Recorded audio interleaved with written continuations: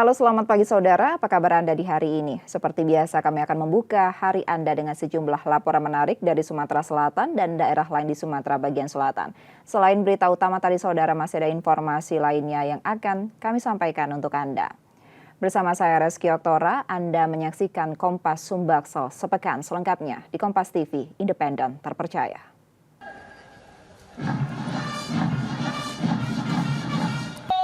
Upacara peringatan ke-80 kemerdekaan Republik Indonesia di Palembang, Sumatera Selatan dimulai tepat pukul 7. Gubernur Sumatera Selatan Herman Deru bertindak sebagai inspektur upacara dengan AKBP Irfan Abdul Gofar sebagai komandan. Pengibaran bendera merah putih berlangsung lancar dan hikmat oleh putra-putri terbaik Sumatera Selatan. Vanessa Tri Margareta dipercaya sebagai pembawa bendera, sementara M. Farhan Ataya, M. Rafil Naufal, dan M. Fadil Dewantara menjadi petugas pengibar. Peringatan kemerdekaan tahun ini digelar untuk menumbuhkan semangat generasi muda, sekaligus meneguhkan rasa cinta masyarakat Sumatera Selatan terhadap tanah air. Nuansa kebudayaan semakin kental dengan kewajiban bagi istri dan pejabat wanita menggunakan pakaian adat daerah sebagai simbol kebanggaan akan warisan leluhur. Ini bukan hanya sekedar memperingati hari kemerdekaan, bukan juga hanya sekedar memperingati detik-detik proklamasi, tapi ini adalah cara bangsa untuk mendidik semangat bagi seluruh generasi muda dan para penerus bangsa, termasuk kita-kita yang sedang mengabdi saat ini, agar terus berkobar semangat. Sejalan dengan tema, para istri kepala OPD tampil anggun dalam busana tradisional khas Sumatera Selatan menambah semarak perayaan di Gria Agung. Muhammad Reza Pahlepi, Kompas TV, Palembang, Sumatera Selatan.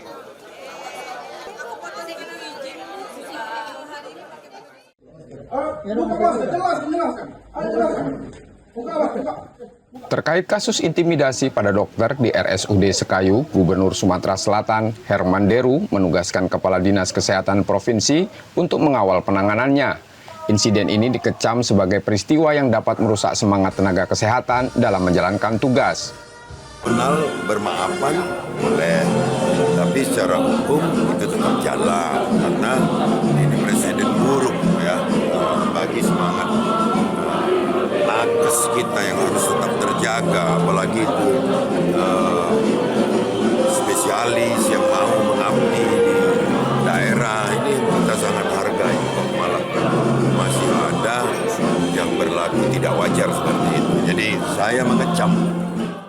Kadinkes Sumsel telah turun ke RSUD Sekayu pada 14 Agustus lalu. Dari hasil laporan, prosedur yang dijalankan rumah sakit sudah sesuai, namun keluarga pasien tidak menerima penjelasan hingga bertindak arogan. Kadinkes juga membenarkan adanya teror yang dialami korban dan telah dilaporkan pada polisi. Setelah kami lihat SOP dan kegiatan terjadi alur daripada pelayanan dan juga permasalahan pasien ini, ternyata memang pasien ini mungkin tidak mengerti ya, bahwa saya itu dahak itu dengan periksa dahak itu dibilang lama sekali 3 hari, padahal cuma 1 hari selesai. Rupanya sekata dokter ini kemarin, bukannya dahak yang dikeluarkan, air ludah, kan nggak ada hasilnya, makanya diulang-ulang terus, karena ibunya nggak bisa keluar dahak dan dirangsang dengan obat, baru keluar 3 hari, keluarganya marah-marah. Nah ini yang tidak bisa kita terima, mungkin mereka tidak mengerti SOP, tentunya sudah dijelaskan masih juga arogan. Intinya kami mengecam semua tindakan kekerasan terhadap nakes, karena siapa lagi mau melayani di daerah-daerah tersebut kalau tidak ada memang yang nakes-nakes yang ditempatkan di sana, apalagi di daerah ya. Ada kabar Dokter Sapri dapat ancaman Pak? Ya, dari kita betul, sendiri seperti apa Pak? Ancaman, tetapi langsung dikelirkan, langsung dilapor kepada Bupati, Forkompinda, Polres dan juga Kajati. Misalnya tidak ada lagi. Meski upaya damai sudah dilakukan, pemerintah provinsi bersama pemerintah daerah dan dinas kesehatan tetap berkomitmen mengawal proses hukum agar kejadian serupa tidak kembali terulang terhadap tenaga kesehatan di daerah lain. Muhammad Reza Pahlepi, Kompas TV, Palembang, Sumatera Selatan. Jadi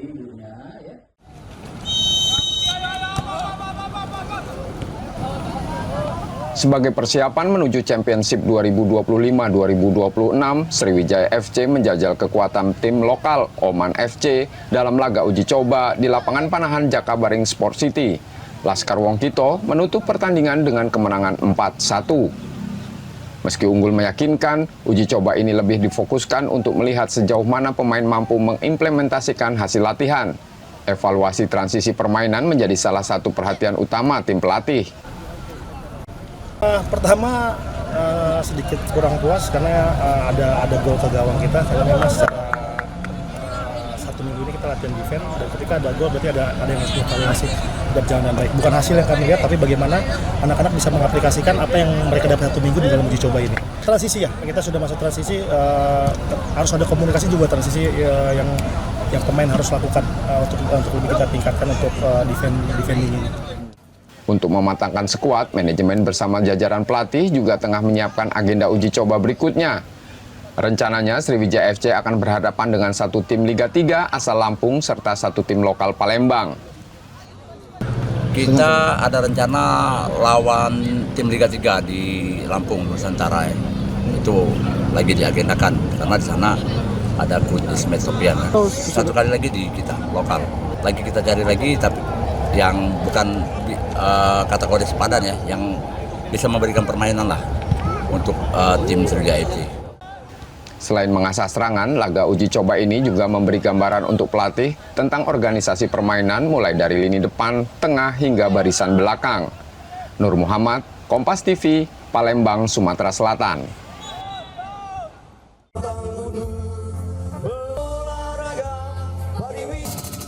Pengurus Provinsi Ikatan Motor Indonesia Sumatera Selatan menggelar kejuaraan nasional Grass Track Region 1B Sumatera putaran kedua tahun 2025.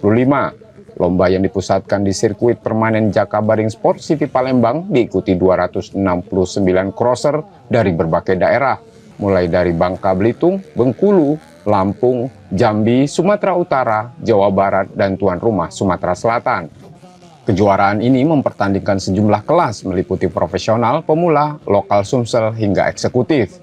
Ajang ini diharapkan mampu menambah pengalaman bagi para crosser muda sekaligus memperkuat tradisi balap motor tanah di Sumatera Selatan.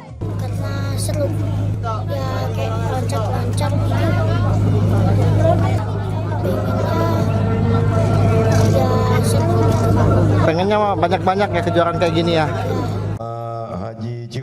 Pemerintah Provinsi Sumatera Selatan menyambut positif gelaran tersebut. Dengan hadirnya sirkuit permanen di Jakabaring, Sumsel menargetkan lahirnya lebih banyak pembalap berprestasi. Kedepan, Pemprov bersama Pengprov IMI Sumatera Selatan juga berencana menghadirkan kejuaraan berskala nasional hingga internasional di arena ini. Mudah-mudahan ini menjadi daya tarik tersendiri bagi para pemula dan para crosser-crosser yang profesional. Juga kepada IMI khususnya saya ucapkan terima kasih dan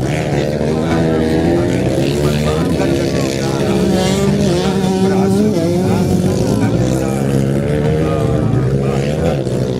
crosser unggul. Gubernur Sumatera Selatan juga meresmikan sirkuit permanen Jakabaring Sport City yang baru rampung pembangunannya tahun ini. Kehadiran fasilitas tersebut menjadi tonggak baru bagi dunia otomotif Sumatera Selatan. Nur Muhammad, Kompas TV, Palembang, Sumatera Selatan.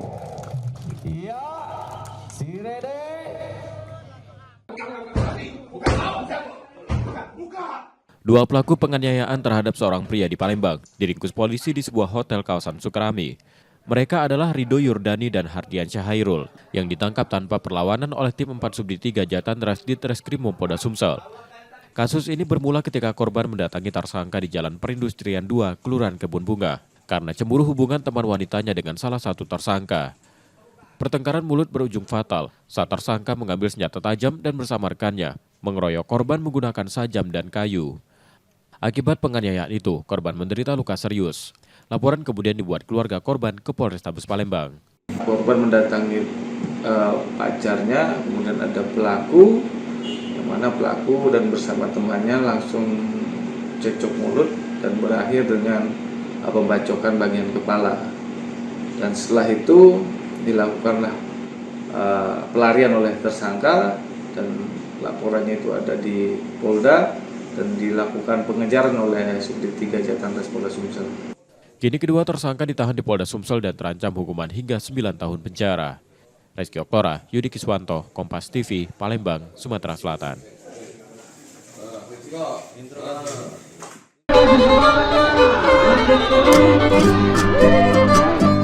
Peringatan Hari Kemerdekaan di Palembang tak pernah lepas dari lomba perahu bidar yang digelar di Sungai Musi. Tradisi ini telah mengakar sejak zaman Kesultanan Palembang Darussalam pada 1898 ketika dikenal dengan sebutan kenceran. Pada masa kolonial Belanda, lomba bidar bahkan menjadi bagian dari perayaan ulang tahun Ratu Wilhelmina. Bagi masyarakat Palembang, bidar bukan sekedar perlombaan adu cepat di sungai, melainkan warisan budaya yang syarat nilai sejarah dan kebersamaan. Budayawan menilai tradisi ini harus terus dilestarikan agar tidak tergerus zaman. Mereka mendorong agar perlombaan dikembangkan ke kampung-kampung, sehingga setiap wilayah memiliki ajang bidar sendiri. Jadi kalau dulu sampai tahun 1976 saya masih kecil, dulu bidar ini milik kampung. Misalnya kampung satu Ulu punya satu bidar, 14 Ulu satu bidar, 16 Ulu satu bidar, 3 Ilir satu bidar, 36 Ilir satu bidar. Nah itu milik kampung. Jadi ketika akan ada lomba, kampung ini yang sedekah, tanda kutip, supaya dikembalikan ke kampung-kampung. Bagaimana caranya, misalnya mengajak koordinasi dengan camat, kemudian lurah-lurah di semacam di Kota Palembang, untuk bagaimana menyediakan masing-masing dapat menyediakan satu perahu bidar. Selain menjadi agenda budaya, lomba perahu bidar juga kerap dikaitkan dengan legenda Putri Dayung Merindu, kisah rakyat Palembang yang telah hidup ratusan tahun. Dari sisi sejarah, bidar tetap menjadi denyut tradisi yang memperkaya identitas kota Palembang. Nur Muhammad, Kompas TV, Palembang, Sumatera Selatan.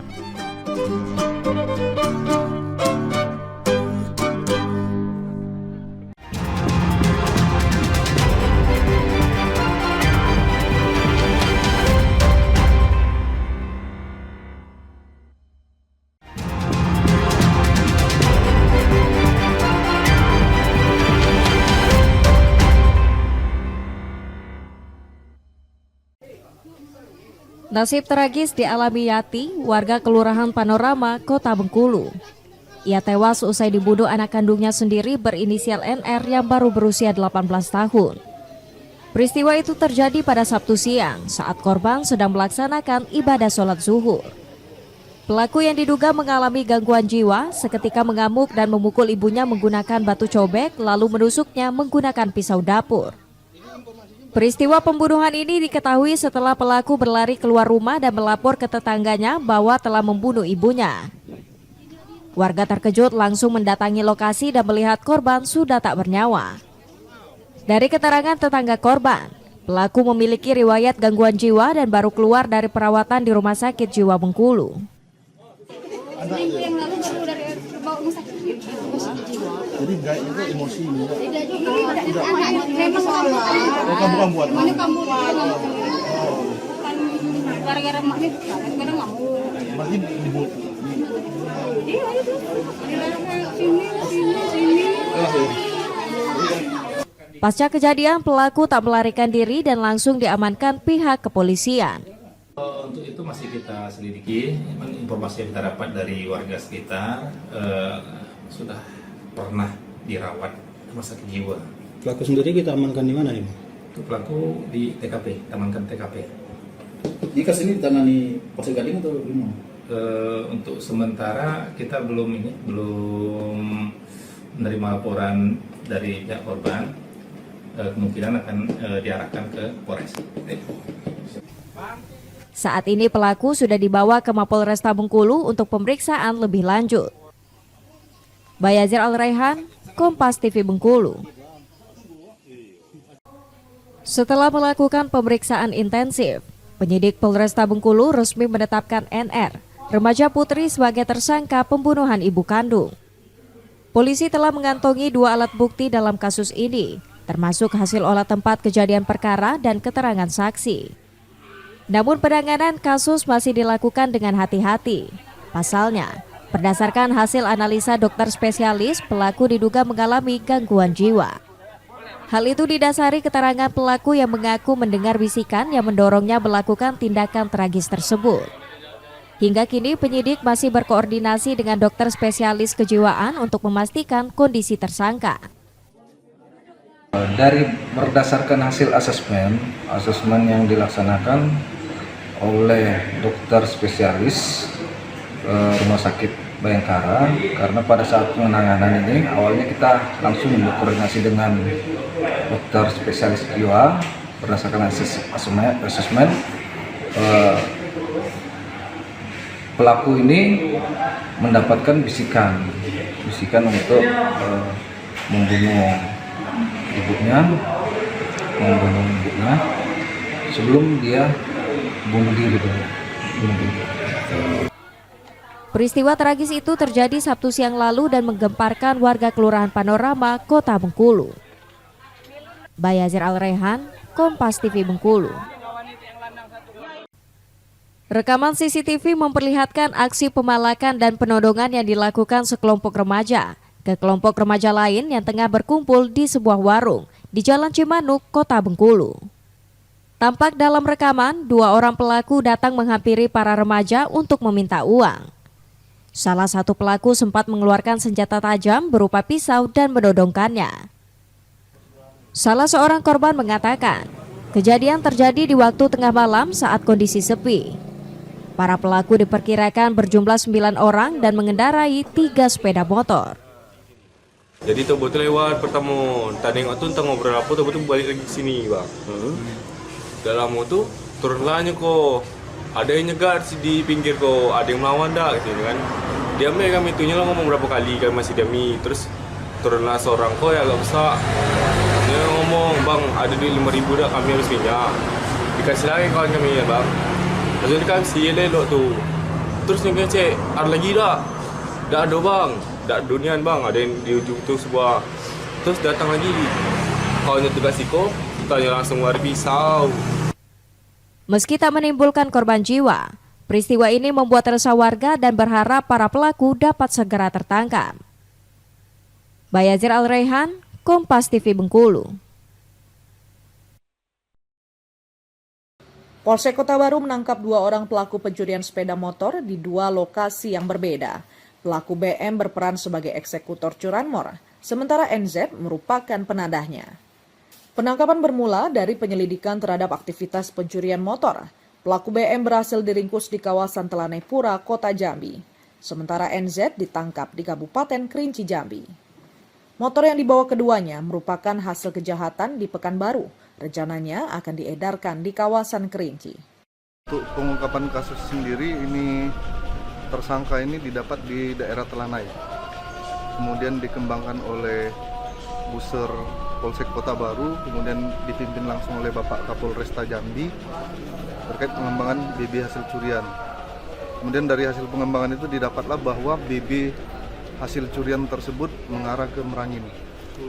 Dari sana anggota melakukan koordinasi dengan Polres Merangin untuk dilakukan pencegatan di Merangin. Untuk barang bukti yang kita amankan sendiri yang real dalam laporan itu saat ini 2 motor. Namun yang satu juga kita masih menunggu laporan dari pihak leasing. Terus pada saat yang diamankan juga malam itu juga diamankan 2 motor pengiriman dari JNT. Namun untuk identitas pengirim sampai saat ini belum kita temukan hasil koordinasi dengan JNT. Polisi akan menindak tegas pelaku pencurian kendaraan bermotor, terus mengembangkan kasus untuk mengungkap jaringan lainnya. Wiradani Damani, Kompas TV Jambi. Ida TKW asal desa Koto Lebuh Tinggi, Kecamatan Siulak, Kabupaten Kerinci Jambi, mengalami penyiksaan saat bekerja di Penang, Malaysia. Kini wanita 47 tahun itu hanya terbaring di ranjang dalam kondisi memprihatinkan. Ia berangkat ke Malaysia tahun 2023 lewat jalur non-prosedural, bekerja sebagai pembantu rumah tangga. Awalnya lancar, namun saat pindah ke majikan kedua, hidupnya berubah menderita. Pada April 2025, keluarga mendapatkan kabar bahwa Ida tengah sakit, tapi tak diizinkan berkomunikasi langsung. Adiknya Cindy langsung terbang ke Malaysia untuk menjemput. Saat di rumah sakit Penang, Cindy hampir tak mengenali wajah kakaknya. Tangan penuh luka, kepala diduga disetrika, dan Ida hanya bisa menangis serta meminta pertolongan. Assalamualaikum warahmatullahi wabarakatuh. Saya sebagai adiknya Kak Ida, ataupun alias Kak Dahlia yang TKW yang sedang viral sekarang ini, mengucapkan banyak terima kasih kepada teman-teman sosial media yang sudah membantu dan mensupport saya hingga bisa berada di titik sekarang ini. Saya sebagai adik dan selaku keluarga, harapan cuma satu, mudah-mudahan dengan adanya ini kakak saya bisa mendapatkan perhatian lebih dari pemerintah dan untuk pengobatan seterusnya untuk beliau, karena beliau itu kondisinya sekarang lupa ingatan dan bisa dibilang sebelah kanan stroke, kaki dan tangannya nggak bisa bergerak. Dan pejuang devisa dimanapun berada, jaga kalian baik-baik. Mudah-mudahan tidak ada lagi kejadian hal-hal yang seperti ini lagi. Masuklah secara resmi kalau mau ke negara orang. Untuk teman-teman sosial media, doakan kita sekeluarga tabah dan ikhlas menerima kejadian yang sedang menimpa kakak saya. Terutama doakan saya, mudah-mudahan trauma yang saya hadapi, karena saya selaku orang yang pertama yang melihat keadaan dan kondisi kakak saya di rumah sakit. Jujur, saya masih trauma, masih shock, karena memang tidak bisa berkata apa-apa. Keluarga Ida pun mengharapkan bantuan pemerintah untuk pengobatan dan pemulihan. Wiradani Damani, Kompas TV Jambi.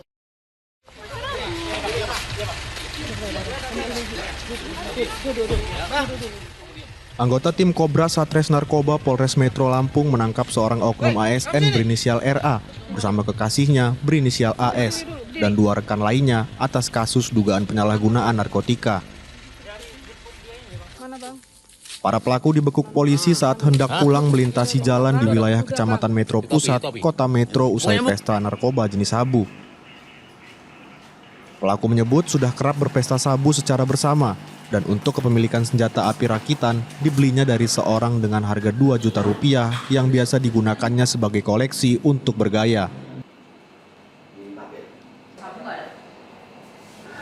Buat jaga-jaga? Enggak juga, koleksi aja. Beli di mana itu senpi rakitan? Dari teman, Pak. Dari teman. Beli apa dikasih? Dibeli, Pak. Beli berapa belinya, Bro? 2 juta. 2 juta, wow.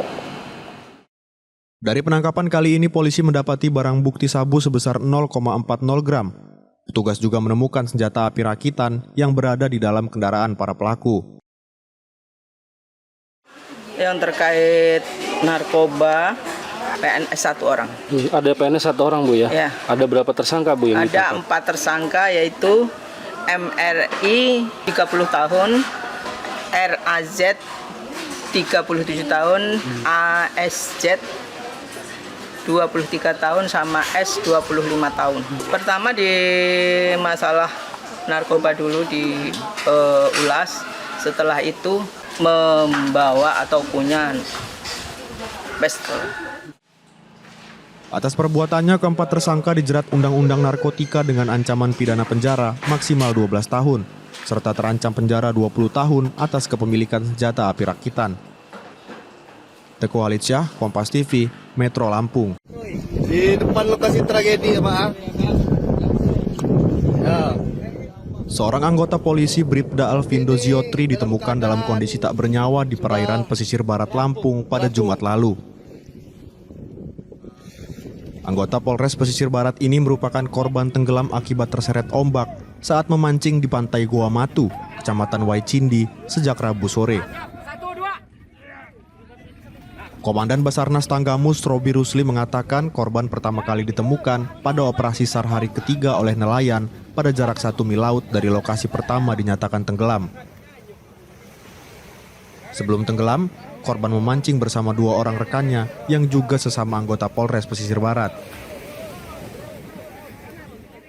Kami di Posko mendapat informasi bahwa ada nelayan dari Pulau Pisang melihat ada mayat mengapung. Menindaklanjuti informasi tersebut, kami menghubungi Jukung maupun perahu karet yang sedang melaksanakan pencarian untuk merapat ke lokasi dan melaksanakan evakuasi pada pukul 07.30 dan dibawa ke posko yang berada di Kuala Setabas. Saat ini korban telah dievakuasi ke Puskesmas Krui, lalu selanjutnya akan diserahkan kepada pihak keluarga dan operasi SAR pun ditutup. Teguh Walid Syah, Kompas TV, Lampung.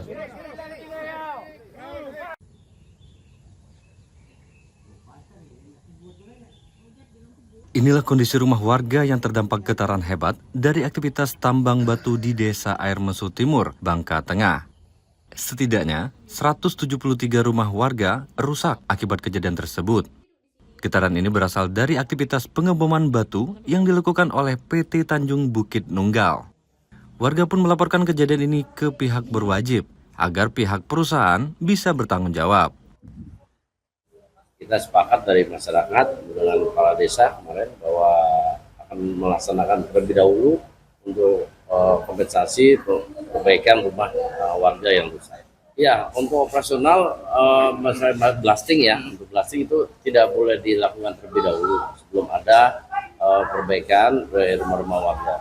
Itu saja kesepakatan dari kepala desa kami dengan pihak perusahaan. Jadi tuh getarannya kuat banget sampai retak-retakan rumah kami yang dulunya pernah retak jadi makin besar dan ada buat yang baru juga retakannya. Kaget banget, bener-bener kaget banget, semua orang juga kaget. Ya kalau untuk itu nggak ada sih. Kemarin kan sempat diberhentikan sementara ya, terus ganti lagi, maksudnya bosnya itu dulu sempat survei-survei ke rumah-rumah mau lihat dulu retakan-retakannya, tapi sampai sekarang nggak ada bantuan sama sekali. Untuk yang baru ini juga nggak ada sama sekali perbantuan dari mereka. Saat ini, proses pendataan kerusakan sedang dilakukan. Warga berharap agar kompensasi yang dijanjikan bisa segera terrealisasi dan aktivitas tambang tidak dilanjutkan sebelum ada penyelesaian yang adil. Nanda Ardiansah, Kompas TV, Bangka Tengah, Kepulauan Bangka Belitung.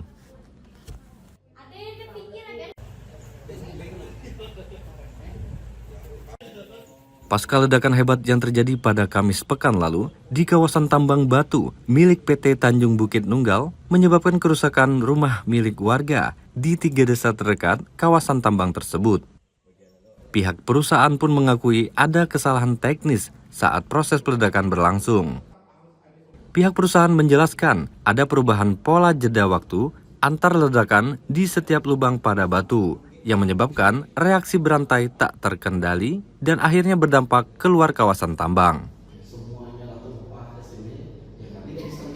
Yang biasanya justru kita melakukan peledakan itu sampai dengan 40 sampai 50 lubang gitu. Kalau kemarin Pak, berapa lubang? Kemarin itu 15 lubang. 15 lubang. Betul. Nah ini yang memang setelah kita lihat kemarin evaluasi itu karena masalah delay-nya. Delay itu maksudnya waktu peledakan pertama, kedua, ketiga sampai ke 15 itu yang berubah gitu polanya. Warga berharap agar kejadian serupa tidak terulang kembali yang menyebabkan kerugian bagi masyarakat sekitar. Nanda Ardiansah, Kompas TV, Bangka Tengah, Kepulauan Bangka Belitung.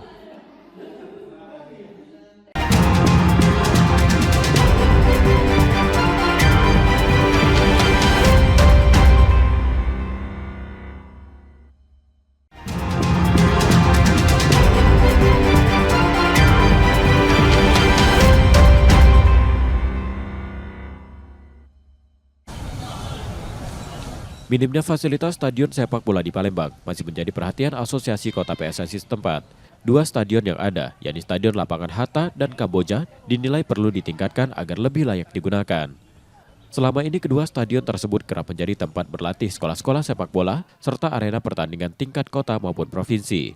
Namun, keterbatasan fasilitas dinilai belum cukup menunjang pembinaan dan penyelenggaraan kompetisi yang lebih baik. Askot PSSI Palembang menilai, stadion yang representatif akan berdampak besar bagi perkembangan sepak bola di kota ini. Di Kota Palembang minimnya lapangan sepak bola ya, yang untuk pembinaan SSB yang bisa menggunakan lapangan sepak bola. Nah, harapan saya ke depan semoga kita dapat dari Askot sendiri akan memberikan yang terbaik untuk pembinaan sepak bola di Sumatera Selatan, khususnya di Kota Palembang, agar lapangan yang diimpikan, yang didempel oleh SSB, pecinta sepak bola akan segera terlaksanakan dengan baik dan rapi dan bisa digunakan secara baik buat warga Sumatera Kota Palembang. Rencana pemerintah Kota Palembang untuk merevitalisasi Stadion Hatta dan Kamboja pun mendapat dukungan penuh demi menghadirkan sarana olahraga yang lebih layak bagi pemain dan masyarakat. Nur Muhammad, Kompas TV, Palembang, Sumatera Selatan. Pengadilan Militer 104 Palembang menggelar sidang putusan kasus penembakan 3 polisi Polsek Negara Batin, Waikanan, Lampung yang terjadi saat penggerebekan arena sabung ayam. Sidang terakhir pada Senin 11 Agustus 2025 memutuskan 2 terdakwa Kopda Bazarsah dan Peltuyun Heri Lubis dengan hukuman berat. Kopda Bazarsah divonis hukuman mati dan dipecat dari TNI. Setelah terbukti menghilangkan nyawa 3 polisi, memiliki senjata api ilegal, serta mengelola perjudian.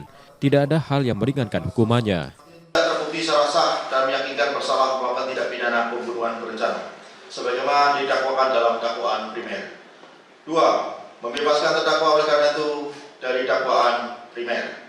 3. Menyatakan terdakwa tersebut, yaitu Bazarsah, Kopral 2, NRP 31060073821184 terbukti secara sah dan meyakinkan bersalah melakukan tindak pidana ke-1 subsidiar pembunuhan, dan kedua, barang siapa tanpa hak menerima, menguasai, membawa, menyimpan, menyembunyikan dan mempergunakan suatu senjata api dan munisi, dan ketiga, barang siapa tanpa mendapatkan izin dengan sengaja menawarkan dan memberikan kesempatan untuk permainan judi dan menjadikan sebagai pencarian yang dilakukan secara bersama-sama. 4. Memidana terdakwa oleh karena itu dengan A. Pidana pokok, pidana mati. Sementara Peltuyun Heri Lubis dijatuhkan hukuman 3 tahun 6 bulan penjara dan pemecatan dari dinas militer. Pihak Kopda Bazarsah berencana mengajukan banding, sedangkan Yun Heri Lubis masih mempertimbangkan langkah hukum. Tim kuasa hukum dan terdakwa kita akan mengajukan upaya banding, karena itu merupakan hak yang harus dilaksanakan, kan. Apalagi hukumannya hukuman mati. Tentunya terdakwa ini kan punya juga keluarga. Terdakwa ini manusia biasa yang luput dari kesalahan, ya. Mungkin sebelumnya terdakwa tidak pernah merencanakan begitu. Terbukti tadi di persidangan pasal 340 tidak terbukti. Jadi tadi itu kan artinya spontanitas. Cuma kan ada namanya kan pembelaan diri. Sedangkan pihak keluarga korban berharap banding dari terdakwa Kopda Bazarsah akan sama dengan putusan. Walaupun belum selesai karena masih ada tingkat banding, hari ini sangat memuaskan karena memang walaupun tadi cukup deg-degan, saya cukup lemes karena memang di 340-nya tidak terpenuhi, tapi saya yakin karena ada pasal berlapis yang diberikan oleh majelis hakim dan yakin juga karena ada perbuatan mengulang yang dilakukan oleh terdakwa. Sidang banding Kopda Bazarsah dijadwalkan berlangsung 19 Agustus 2025 di Pengadilan Tinggi Militer 1 Medan. Yudi Kiswanto, Kompas TV, Palembang, Sumatera Selatan.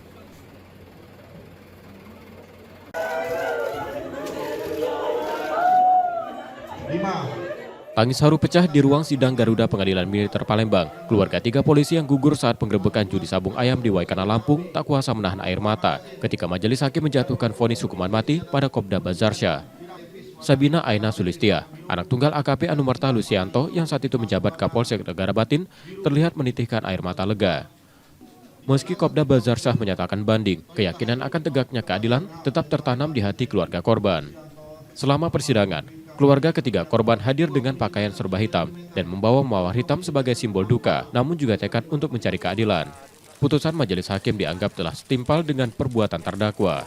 Bebannya kuat banget ya, apalagi ayah saya yang dituduh, yang difitnah gitu. Setelah hukuman tadi sedikit melegakan, walaupun selama ini saya nggak hadir tiap hari dan tiap minggu sidang, tapi saya selalu support ibu dari jauh gitu. Saya juga kebeban banget karena masih kuliah, ujian dan lain-lain. Sekarang udah bener apa ya, udah plong lah gitu bebannya, meskipun tadi dijelasin bahwa ada naik banding, tapi setidaknya semua yang saya lakukan selama ini tuh nggak sia-sia gitu. Selain hukuman mati, Kopda Bazarsah juga diberhentikan dari dinas militer. Dalam sidang yang sama, Peltuyun Heri Lubis divonis 3 tahun 6 bulan penjara, serta dipecat dari TNI atas keterlibatannya dalam praktik perjudian sabung ayam di Waikanan. Reski Oktora, Muklas Diferensial, Kompas TV, Palembang, Sumatera Selatan.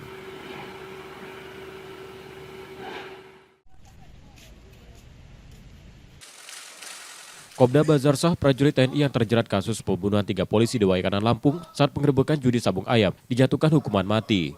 Vonis ini menjadi yang pertama dalam sejarah Pengadilan Militer 104 Palembang. Aksi penembakan yang dilakukan dengan senjata laras panjang jenis FNC dimodifikasi dengan SS1 itu dinilai sebagai salah satu pembunuhan keji di lingkungan militer. Kasus serupa pernah terjadi sebelumnya, melibatkan Prada DP, namun kala itu terdakwa lolos dari vonis mati dan dijatuhkan hukuman penjara seumur hidup. Hukuman mati di pengadilan militer bukan hal baru. 10 tahun lalu Pengadilan Militer Bandung juga menjatuhkan putusan serupa dan beberapa terjadi di wilayah lain. Hukuman mati itu tidak asing di pengadilan militer. Pengadilan militer beberapa tahun belakangan sudah pernah memvonis pidana mati. Kalau kita melihat putusan Bandung sekitar 10 tahun yang lalu ada Prada, itu pernah dihukum mati juga. Kemudian sebelumnya pernah juga yang hakim waktu itu sidang perceraian yang kolonel angkatan laut itu, kemudian membunuh hakimnya pada saat sidang perceraian dengan istrinya, kemudian dia disidangkan di pengadilan militer Surabaya, pengadilan militer tinggi Surabaya, dan dipidana mati. Untuk di pengadilan militer Palembang ini adalah pertama kali kami menjatuhkan pidana mati. Tentunya Selain hukuman mati, Kopda Bazarsah juga dipecat dari Dinas Kemiliteran. Usai putusan yang dibacakan pada Senin 11 Agustus 2025, ia langsung mengajukan banding. Reski Oktora, Yudi Kiswanto, Kompas TV, Palembang, Sumatera Selatan.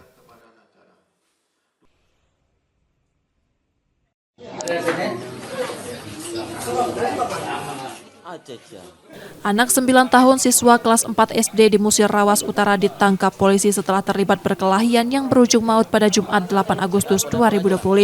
Korban 14 tahun siswa kelas 2 MTS Negeri tewas usai leher kirinya tertusuk gunting yang dibawa pelaku. Peristiwa itu terjadi tak jauh dari rumah pelaku saat keduanya berselisih hingga berkelahi. Korban sempat dilarikan ke puskesmas namun nyawanya tak tertolong. Polisi memastikan tidak ada motif dendam dalam insiden ini. Pelaku diketahui kerap membawa gunting saat bermain, yang kemudian digunakan dalam penusukan tersebut. Untuk kejadian yang terjadi di Muratara, benar terjadi perkelahian antara anak-anak, yang mana saat ini prosesnya sudah dilakukan oleh Polres Muratara dan pelaku sudah diamankan. Peristiwanya terjadi 2 hari yang lalu. Untuk prosesnya masih dalam proses penyidikan oleh Polres Muratara. Untuk pelaku sudah diamankan dan sekarang saat ini sedang menjalani proses. Bang, untuk motifnya sendiri apa, Bang? Sementara masih didalami, untuk keterangan sementara yaitu karena perkelahian. Bang, untuk berkasnya tetap dimajukan, Bang, ya? Untuk berkas tetap dilakukan penyidikan oleh penyidik Polres Muratara.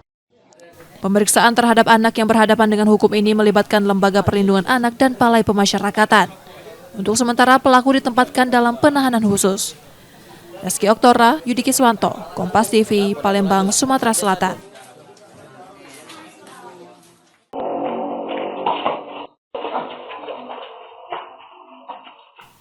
Insiden terbunuhnya M. Rido, warga Talang Putri, Pelaju, Palembang, terekam kamera pengawas dan video warga pada Sabtu 9 Agustus 2025 dini hari. Dari rekaman, korban terlihat berlari dikejar pelaku sebelum akhirnya tewas akibat luka tembak dan sajam di depan sebuah bengkel. Rekaman itu menjadi petunjuk polisi untuk mengungkap identitas pelaku. Pelaku diketahui merupakan ayah dan anak, JY 39 tahun dan AR 19 tahun. Keduanya ditangkap di Pelabuhan Merak 21 jam setelah kejadian. Dari tersangka, polisi menyita senapan angin, pisau, serta sepeda motor yang digunakan dalam aksi tersebut. Menurut polisi, saat beraksi keduanya berada di bawah pengaruh minuman keras. Sementara motifnya didorong dendam lama karena keluarga tersangka pernah dianiaya korban hingga meninggal dunia pada 2021. Atas kasus itu, korban divonis 3 tahun 6 bulan penjara dan bebas pada 2024. Pembunuhan terlihat sadis dengan banyak luka tusukan. Diduga tersangka selepas mengkonsumsi minuman keras. Inilah faktor utama kita melihat bahwasannya kenapa luka tusukan cukup banyak, di mana sepulang minuman keras tersebut tersangka melihat kehadiran korban dan spontan melakukan pengambilan barang yang akan digunakan melakukan pembunuhan dan secara spontan mendatangi korban yang pada akhirnya terjadi peristiwa pembunuhan tersebut. Yang lagi motifnya adalah sakit hati karena sepupu daripada tersangka saudara Dodi pada tahun 2021 pernah dilakukan tindakan pengeroyokan hingga meninggal dunia oleh korban. Akibat perbuatannya, kedua tersangka terancam hukuman 15 tahun penjara. Reski Oktora Amalia, Yudi Kiswanto, Kompas TV, Palembang, Sumatera Selatan.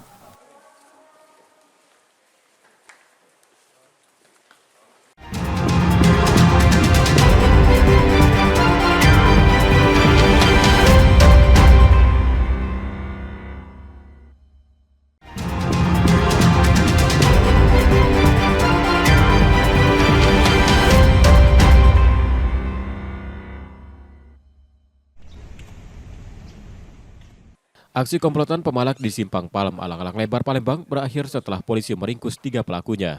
Mereka adalah Leo, Fernando, dan Iqbal yang tertangkap di lokasi saat tengah mengincar korban baru. Dari hasil penyelidikan, ketiganya sudah beraksi sedikitnya 10 kali. Terakhir mereka dilaporkan korban pemilik kendaraan bernomor polisi Jawa Barat.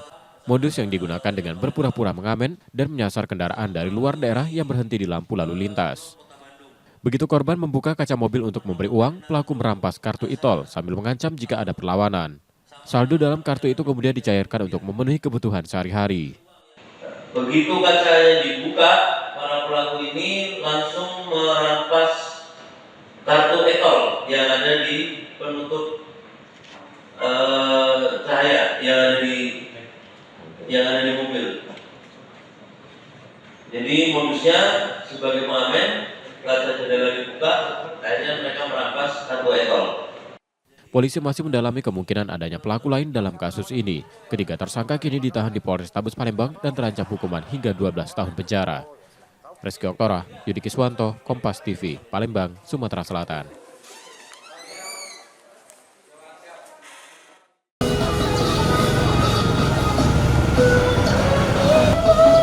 Harga beras di sejumlah pasar Palembang masih tinggi, berkisar Rp13.000 hingga Rp15.000 per kilogram sesuai kualitasnya. Meski sempat turun sekitar Rp2.000 per kilogram, harga tersebut masih lebih mahal dibanding sebelumnya. Bahkan di tengah masa panen, penurunan harga belum signifikan. Kondisi ini berdampak pada penurunan penjualan. Jika sebelumnya pedagang mampu menjual hingga 600 kg per bulan, kini hanya sekitar 200 kg. Kalau di kampungan membagi beras, jadi normal saya itu. Di kampungan membagi-bagi kan dari kelurahan jual beras ini PHP, bagi juga dari pemerintah. Tingginya harga beras juga menjadi keluhan masyarakat yang berharap pemerintah dapat mengendalikan harga komoditas ini. Ada bantuan gitu kan dari luar gitu. Apa itu? Harga turun. Iya turun harganya kan. Ini naik terus Kak. Sedikit turun, naiknya tinggi aja itu dah. Jika kondisi ini berlanjut, daya beli masyarakat dikhawatirkan akan terus melemah, terutama untuk keluarga berpenghasilan rendah. Nur Muhammad, Kompas TV, Palembang, Sumatera Selatan.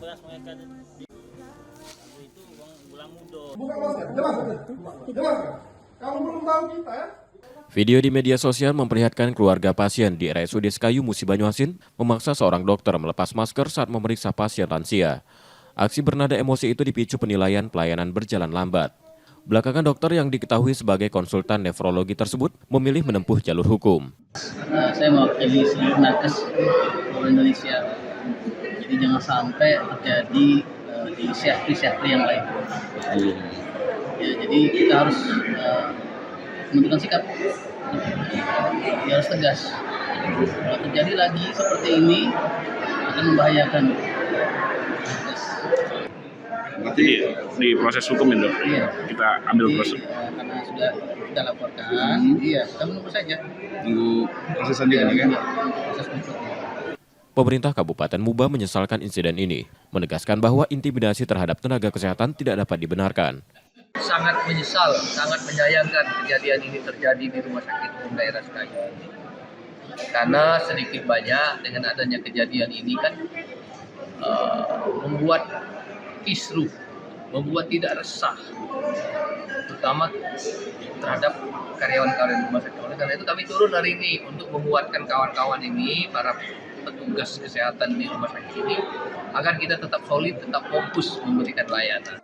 Pihak rumah sakit memediasi kedua belah pihak dan keluarga pasien telah menyampaikan permintaan maaf. Pihak rumah sakit memediasi kedua belah pihak dan keluarga pasien telah menyampaikan permintaan maaf. Reski Oktora, Yudi Kiswanto, Kompas TV, Palembang, Sumatera Selatan.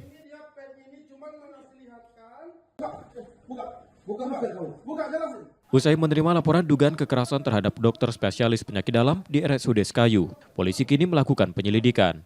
Satreskrim Polres Musi Banyuasin telah menggelar olah TKP, mengumpulkan alat bukti, dan memeriksa 4 saksi yang berada di lokasi kejadian. Keterangan saksi dan bukti tersebut akan dicocokkan sebelum pemanggilan terlapor dalam waktu dekat. Kasus ini diproses sesuai ketentuan hukum dengan sangkaan tindakan pidana kekerasan.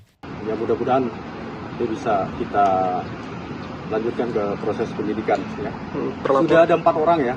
Sudah ada 4 orang saksi yang sudah diambil keterangan oleh Polres Banyuasin. Dan tentunya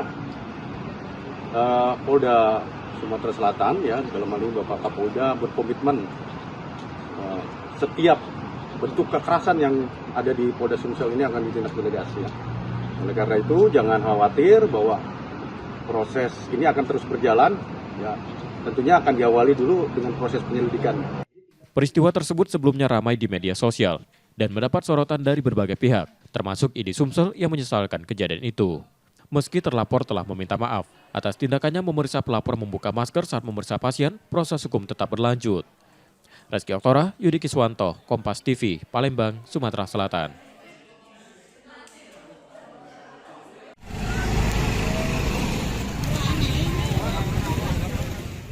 Harga bawang merah di Palembang mulai turun setelah sempat melonjak beberapa pekan lalu. Sejak Rabu 13 Agustus 2025, harga di Pasar Lembabang turun dari Rp44.000 menjadi Rp40.000 per kilogram. Penurunan ini dipicu ketersediaan yang kembali melimpah setelah sempat terbatas. Saat harga naik, penjualan pedagang turun hingga 25% karena banyak pembeli mengurangi konsumsi baik untuk kebutuhan rumah tangga maupun usaha kecil. Harganya tidak berubah, cuman berubah Rp1.000. Itu turun atau naik, Iya, Kak? itu turun. Itu turun ya, Iya. Kak? Udah sejak kapan, Kak, turunnya, Kak? Baru hari ini. Tadi 11.000 seperempat, hari ini 10. Oh, biasanya kalau harga normal berapa sih, Pak? Di kisaran berapa kalau untuk per kilonya? Untuk per kilonya 44.000. Iya, itu normal. Sekarang 40.000. 40.000 ya. Oh, ini yang dijual ini apa tuh? Iya. 11.000 itu? 11.000 itu untuk harga seperempat. Oh, iya. Jadi kalau untuk per kilonya 40.000 sekarang ya, Iya. turun dari 44.000 ya? Iya. Nah, ini stok kenapa, Pak, turunnya? Bawang banyak. Oh, stoknya Iya, melimpah ya? masih banyak bawang. Bawang putih juga harganya normal, tidak berubah. Kisaran berapa tuh, Pak, per kilonya? Per kilo 30.000. Fluktuasi harga kebutuhan pokok juga membuat transaksi belum kembali seramai biasanya. Tak hanya bawang merah, harga bawang putih ikut turun dari Rp35.000 menjadi Rp30.000 per kilogram. Reski Oktora, Yudi Kiswanto, Kompas TV, Palembang, Sumatera Selatan.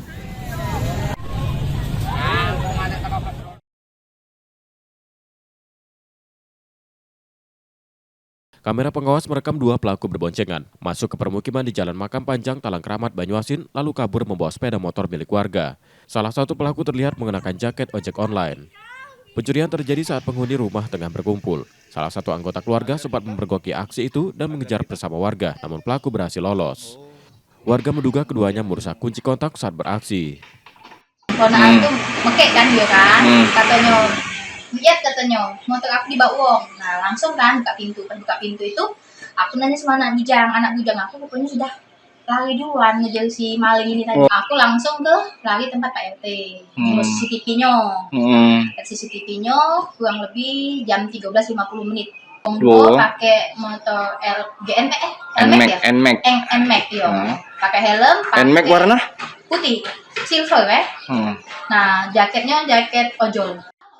Aksi pencurian sepeda motor disebut marak terjadi termasuk di minimarket tak jauh dari lokasi kejadian. Pemilik kendaraan berencana melapor ke polisi dan berharap pelaku segera tertangkap. Reski Oktora, Yudi Kiswanto, Kompas TV, Palembang, Sumatera Selatan.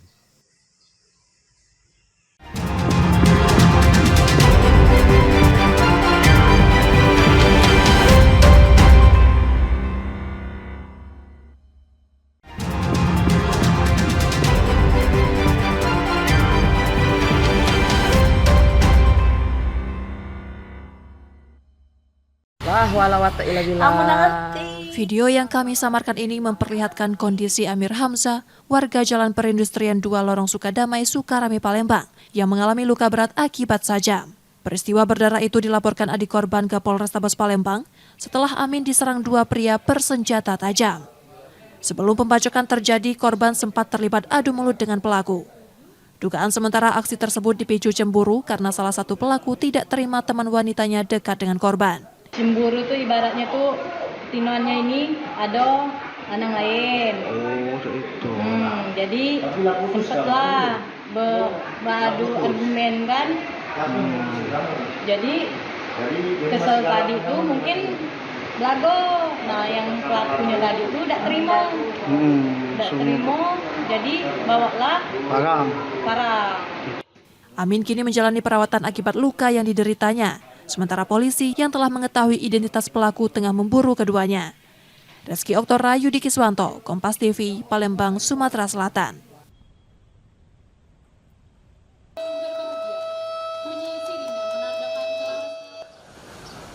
Mulai 25 Agustus 2025, Bandara Internasional Sultan Mahmud Badarudin II Palembang akan menerapkan sistem pembayaran tiket masuk dan keluar parkir secara non-tunai. Kebijakan ini diambil untuk meningkatkan pelayanan sekaligus mengurai antrean kendaraan di pintu keluar. Pembayaran dapat dilakukan menggunakan e-money yang dinilai lebih praktis dan efisien. Sosialisasi akan dilakukan pihak bandara, perbankan, dan Lanut Sri Mulyono Herlambang yang juga menyiagakan personel untuk mendukung program ini. Jadi tidak hanya karena sistemnya, tapi juga kadang-kadang karena masyarakat yang sangat luar biasa yang akan masuk ke Bandara Internasional Sultan Mahmud Badarudin Palembang melakukan edukasi sehingga bukan memaksa ya, tapi minta mereka untuk sekarang menggunakan e-money lah, karena kita juga tahu bahwa e-money itu lebih efektif, lebih efisien. Personel nanti kita standby kan, sementara kita akan dilengkapi juga dengan alat EDC yaitu electronic device yang portable, sehingga kita akan berusaha untuk memecah kemacetan di titik-titik. Dan ada langkah selanjutnya yaitu kita akan merencanakan membuat kontraflow jika memang kendaraan yang masuk pada hari itu mencapai 7.000 atau 8.000. Bagi pengunjung yang belum memiliki e-money akan disediakan layanan khusus seperti di jalan tol. Kayaknya agak ribet deh. Soalnya ini kan kami juga dari kantor. Itu uangnya tunai, adalah nanti ke depannya ya biasanya tunai. Enggak lah, enggak menyulitkan kok. Sekarang udah zamannya daerah digital ya. Kalau menurut saya perlu sih Mas, karena kan namanya sistem ya. Ini kan pakai otomatis semua listrik dan elektronik, pasti akan ada yang namanya trouble, ada kendala. Ketika itu trouble, artinya harus ada yang namanya disiapin tiket khusus. Kartu e-money dapat diperoleh gratis dengan syarat pengisian saldo minimal Rp50.000. Muhammad Reza Pahlevi, Kompas TV, Palembang, Sumatera Selatan.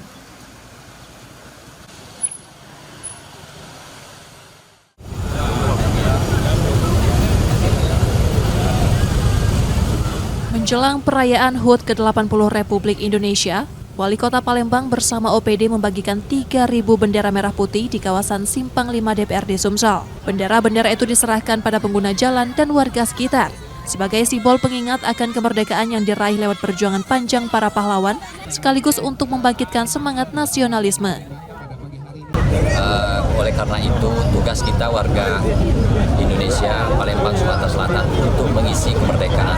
Era kita adalah era digitalisasi, perubahan begitu cepat. Bagaimana kita bisa memaknai ini sehingga kita harus kerja keras mengisi kemerdekaan ini, bukan lagi dengan pendekatan fisik, tetapi rasa nasionalisme kita, semangat kita, kerja keras kita kita, ini harus kita lakukan seluruh warga Kota Palembang khususnya. Antusiasme warga terlihat dari sambutan hangat yang mereka berikan. Harapan pun mengalir agar Indonesia terus menjadi bangsa yang lebih baik di masa mendatang. Ya, baik, sekali lagi untuk saya berharap Indonesia ini bisa terlepas dari apa yang sedang terjadi di negeri ini sekarang ini. Dari segi kepemimpinan, dari segi kebangsaan, dari segi kesatuan maupun dari segi sumber daya negeri ini yang sedang dalam keadaan tidak baik-baik saja. Mudah-mudahan ini menjadi semangat untuk memperbaiki negeri ini menjadi lebih baik. Pembagian bendera ini tidak hanya berlangsung di pusat kota, tetapi juga menyebar ke berbagai kecamatan di Palembang, mewarnai suasana menjelang Hari Kemerdekaan. Nur Muhammad, Kompas TV, Palembang, Sumatera Selatan. Sebagian ada yang di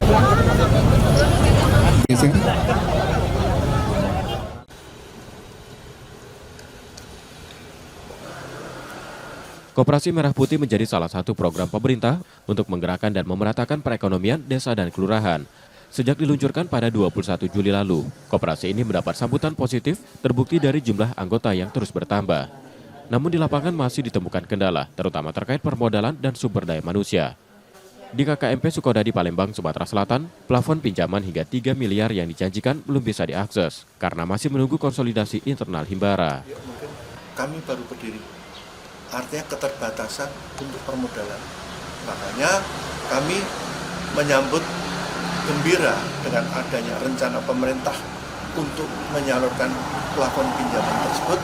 Kami sangat antusias karena untuk percepatan pertumbuhan koperasi ini. Sampai saat ini untuk plafon pinjaman belum bisa dicairkan, dan informasi yang terakhir terupdate kami terima saat ini sedang konsolidasi regulasi di internal Bank Himbara. Dengan harga terjangkau dan memangkas rantai tengkulak, KKMP disambut baik warga. Meski datang tidak hanya untuk berbelanja, tetapi juga mendaftar sebagai anggota.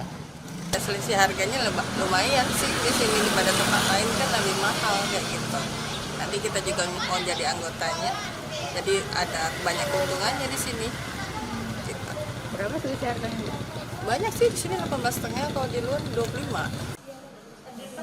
Kedepan Koperasi Merah Putih diharapkan menjadi motor penggerak ekonomi rakyat melalui kredit berbunga rendah 6% per tahun yang dapat diajukan ke Bank Himbara. Muhammad Reza Palevi, Kompas TV, Palembang, Sumatera Selatan. Mungkin Pak Putra ini sebagai pelajaran, ya kalau memang ada kekurangan. Setelah mediasi di RSUD Sekayu, yang mengintimidasi seorang dokter spesialis menyampaikan permintaan maaf. Mereka mengaku tersulut emosi saat ibunya yang dirawat secara diduga tidak mendapatkan pelayanan. Saya terlebih dahulu mohon maaf atas terjadinya viral video yang kemarin di hari Selasa yang terjadi di ruangan tempat ibu saya dirawat. Nah, untuk itu hari ini saya mohon izin Bapak Ibu untuk mengklarifikasi dari awal sampai akhir kejadian. Mohon kiranya Bapak Ibu berkenan untuk mendengarkan saya menjelaskan secara detail kronologi yang terjadi dari awal ibu saya masuk rumah sakit sampai terjadinya kronologi saya mengalami emosi pada waktu itu. Meski telah berdamai, laporan korban ke polisi Musi Banyuasin tetap diproses. RSUD Sekayu pun menegaskan komitmennya mengawal jalannya penyelidikan dan memberikan pendampingan kepada korban. Kapolres Musi Banyuasin AKBP Godparlas Rosinaga menyebut kasus ini tengah diselidiki dengan meminta keterangan pelapor serta memeriksa 2 saksi. Kemarin sudah kita terima laporan polisi dari pihak rumah sakit untuk kita tangani. Itu yang melapor langsung korbannya, dokter. Oh iya, sapi. Itu ya. Sudah kita terima kemarin. Dan baru tadi malam baru kita minta klarifikasi ke pihak pelapor. Hari ini tim yang dipimpin langsung oleh Kasareskrim sedang melakukan proses penyelidikan. Sebelumnya aksi arogan keluarga pasien yang memaksa dokter membuka masker saat memeriksa pasien sempat viral di media sosial. Pemkab Musi Banyuasin menyayangkan peristiwa tersebut yang dinilai bisa diselesaikan secara baik. Reski Oktora, Yudi Kiswanto, Kompas TV, Palembang, Sumatera Selatan.